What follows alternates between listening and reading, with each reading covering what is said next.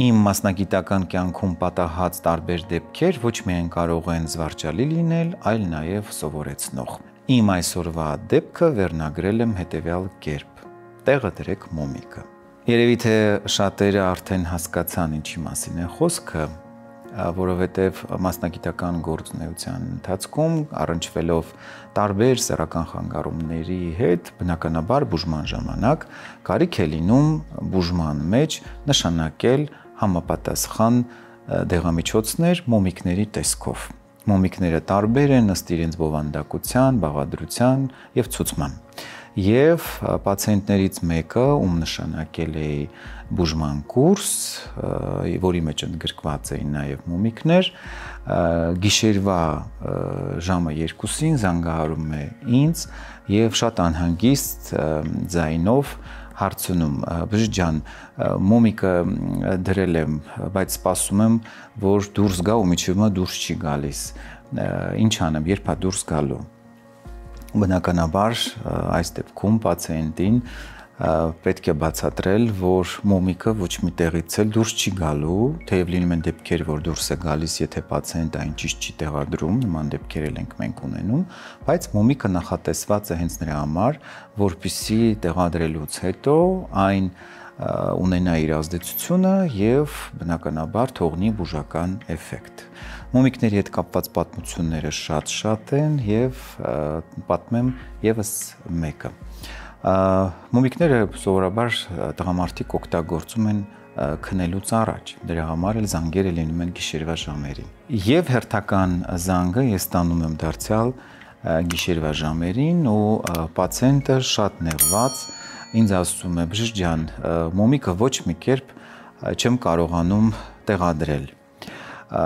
Իմ հարցին եւ զարմանքին, թե ինչպես թե չի կարողանում մոմիկը տեղադրի, պացիենտը արդեն սկսում է զայրանալ եւ ասել. դե բժիշկ ջան, չի ստացվում, մոմիկը չի մտնում։ Նույնպես իհարկե փորձում եմ հասկանալ խնդիրը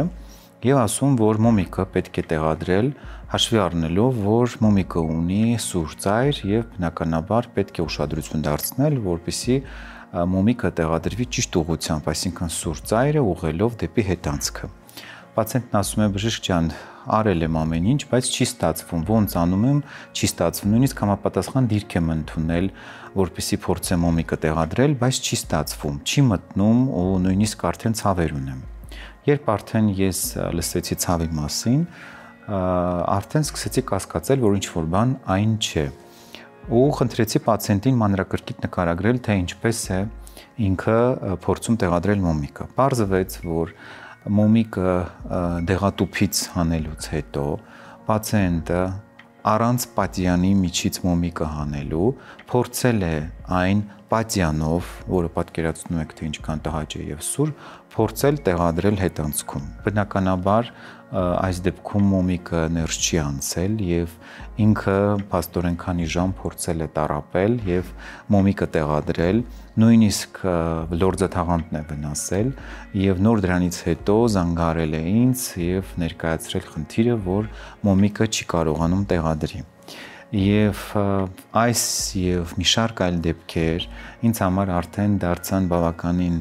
այսպես ասած, ուղեցուցային, որից հետո ստիպված ես ամեն անգամ, երբ պացիենտներին նշանակում եմ համապատասխան բուժում, որի մեջ ընդգրկված են նաեւ մոմիկները, մանրամասն բացատրում եմ, թե ինչպես պետք է օգտագործել դրանք, որպեսզի նման դեպքեր չկրկնվեն եւ բուժումը լինի արդյունավետ եւ ոչ զավեշտալի։ Այսօրվա թողարկումն ավարտվեց։ Գտեք մեզ ATV եթերում, փնտրեք մեզ համացանցում,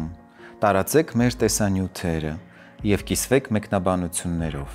Մեզ համար անչափ կարեւոր է ձեր կարծիքը եւ վստահությունը։ Մենք խոսում ենք այն ամենի մասին, ինչի մասին դուք ուզում եք լսել։ Մնացեք բարով եւ խաղաղությամբ։